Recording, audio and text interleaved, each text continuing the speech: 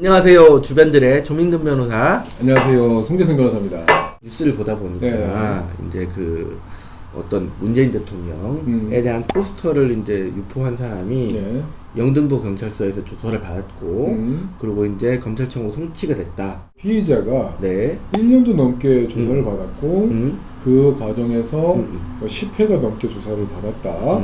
그리고 휴대전화까지 뭐 압수 내지 뭐 이미 제출이 돼가지고 포렌식까지 되었다라는 뉴스를 봤는데, 모욕죄라는 그 범죄의 그 경중을 따져봤을 때에는 조사가 너무 빡셌다라고 생각이 들어요. 보통 모욕죄는 보통 한 번, 아니면 뭐 길어야 2번 정도 조사를 받고 사실 끝나죠. 10번 넘겠는지 아닌지 모르겠지만 10번가량 조사를 받았다라고 하는 거는 뭔가 다른 여죄 내지는 이런 것들이 굉장히 있기 때문이 아닌가요? 네, 그럴 수도 있을 것 같아요. 예를 들면 모욕죄 이외에 뭐 사실 주거침입죄도 굉장히 다른 여타 범죄에 비했을 때는 경한 범죄 중에 하나니까. 그렇죠. 큰 건 아니죠. 주거침입죄가 있을 수도 있고 경우에 따라서 뭐 폭행, 뭐 상해, 그거보다 더 심한 중범죄들이 함께 뭉쳐져 있을 수도 있을 것 같아요. 이럴 수도 있겠다. 그러니까 처음에는 뭐 하나의 특정한 범죄로 이제 수사를 했다가 뭔가 자꾸 하면 여자가 나오고 하는 거야. 그래서 이제 피의자 신문이 길어졌을 수도 그런데 있잖아요. 예를 들면 모욕죄로 조사를 시작했는데 여자들이 막 빵빵빵빵 나오게 본의 아닌 그 수사를 확정하는 것도 사실 과잉 수사의 문제는 여전히 남아 있어요.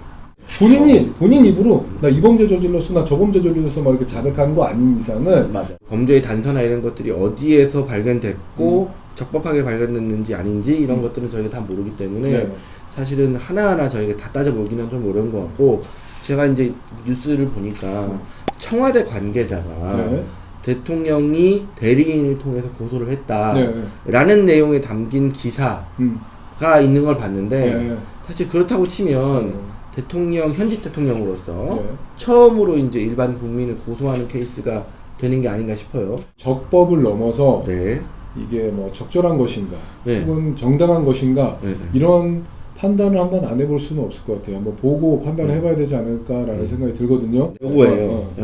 지금 대통령을 우리 어벤져스의 아주 유명한 캐릭터인 타노스에 이제 합성을 해가지고 그 옆에 사회주의 강성대국으로 함께 갈 준비 되셨습니까? 그 밑에 이제 탈원전, 공수처, 연동형 비례제, 국민연금 장악, 주한미군철수, 고려연방제. 이 전단지가 모두 다 정치적인 의견이고 정책에 대한 이제 뭐 비난과 비판으로 보여져요. 대통령의 지위를 떠나서 개인에 대한 사실 뭐 모욕이 되지는 않을 것 같거든요. 굉장히 정치적인 색채를 띠고 있는 모욕적인 얘기죠. 구태 이런 걸 가지고 모욕죄로 고소까지 해야 됐나라는 생각이 듭니다. 물론 이제 모욕죄로 고소를 안 했을 수도 있어요. 이 가짜 뉴스가 워낙 판치는 시대이기 때문에. 굉장히 기본적으로 자유주의적인 성향을 가지고 있기 때문에 개인이 개인의 자격에서 고소권을 행사한다에 대해서는 너무나 자유롭게 생각해요. 다만 이 내용을 보면 이게 과연 대통령 개인에 대한 모욕인가, 개인의 신상이나 이런 것들에 대해서 모욕을 하는 게 아니라 정책이라든가 내지는 그 나라가 나아가고 있는 방향이라든가 이런 것에 대해서 비판을 하고 있는 것이기 때문에 모욕이라는 거는 사람 개인에 대한 모욕인데 이 모욕이라는 게 정치적인 행위에 이루어진다고 해서 이게 과연 문재인 대통령 개인에 대한 모욕이 될까라는 범죄 성립 요건적인 측면에서는 조금 의문이 듭니다. 문재인 대통령께서 이걸 고소를 정말 했다고 하면 이거는 개인적인 문제는 아닌 것 같아요. 정치적으로 굉장히 계산이 깔려있는 그런 고소권 행사라고 보입니다. 뒷면에는 뭐 5.11 승천기 만약 이거를 가지고 서울 영등포경찰서에서 기소경으로 송치했다고 한다면은 또 10회 정도 조사를 했고 뭐 핸드폰도 디지털 포렌식까지 했다고 한다면은 실제로 피해자의 고소는 있었던 사건이다라고 보여지긴 합니다. 제가 기사에서 본 것 가지고도 청와대 관계자가 대통령의 그 대리인을 통해서 고소를 한 것으로 안다 라고까지는 봤는데 사실 그 뉴스가 진짜인지 아닌지는 저도 그거밖에 못 봤으니까 사실 모르겠거든요. 만약에 여기에 대해서 고소를 안 했다 라고 했는데도 10번 정도 소환조사라고 포렌식을 했다는 거는 수사력 낭비예요. 신고죄라는 거는 고소가 있을 때 비로소 공소를 제기할 수 있는 거기 때문에 고소가 없으면 시작을 안 해요. 이게 지금 대리인이 문재인 대통령의 이름을 빌려서 고소를 했다면 사문서 위조 사문서 행사죄가 이제 경합하게 되겠죠. 그죠? 실제로 모욕죄는 굉장히 이제 중대한 범죄는 아니죠. 모욕죄로 감옥 가는 거 본 적 있으세요? 모욕죄로 감옥 가는 거 본 적 있으셔? 있지. 언제? 뭐?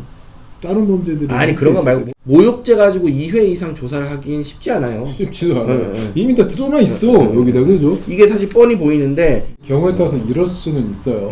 피의자가 조사를 조금 하다가 저 몸이 너무 아픕니다. 그럴 수 있죠. 들어누웠어. 그래서 이제 귀가를 하고 또 적절한 시간에 또 시간을 잡다 보니까 기간이 길어졌고 또 조사를 받아왔는데 굉장히 비협조적이어가지고 고래고래 소리를 지른다던가 이래서 조사를 할 수 없어서 또 귀가를 하고 또 조사를 받고 이래서 조사 횟수가 많아졌을 수도 있죠. 의뢰인이 고소인이었어요. 피해자였는데 상대방이 이제 여성이 강아지 밥 주러 가야 된다 라고 해가지고 조사를 받다 끄는 케이스도 있어요. 케이스가 많기 때문에 지금 표면적으로 드러난 거는 이걸 가지고 대통령이 일개 시민을 상대로 고소를 해? 하나. 그죠? 그 다음에 아니 모욕죄인데 그렇게 법정형이 낮은 범죄인데 10번이나 조사를 하고 그 다음에 그 디지털 포렌식까지 핸드폰까지 뺏어가지고 개인의 프라이버시나 뭐 정치적인 이런 이제 이용 가능한 부분을 제껴두고 나머지는 해명할 수 있는 부분 사람들이 해명을 하고 좀 명명백백하게 좀 이렇게 진행이 됐으면 하는 바람이에요. 저는 그렇게 생각해요. 이게 단순한 대통령에 대한 분풀이는 아닌 걸로 보여서 대통령 입장에서는 굉장히 기분 나쁠 수 있겠다. 한 사람의 우리나라 정치권에 대한 문제의식 이런 것들을 드러낸 것이기 때문에 대통령 개인의 인격과는 상관이 없는 문제다. 넘어서 혹시 모욕죄 성립이 될지라도 이런 거를 다 하나하나 다 고소를 하기 시작한다고 한다면은 국민들이 정치적인 비판을 도대체 어느 범위까지 해야 되는지에 대한 마치 가이드라인이 있어야지 비판이 가능한 상황이 될 수도 있기 때문에 그 노무현 대통령은 옛날에 계란을 맞고도 고소를 안 했었긴 하죠, 그죠? 그러니까 혹시라도 다른 의견 있으면은 언제든지 댓글로 말씀 주시면은 저희가 한번 보고 또 그 의견도 참고를 해가지고 다음 이제 영상도 만들어 보도록 하겠습니다. 구독과 좋아요 눌러주세요.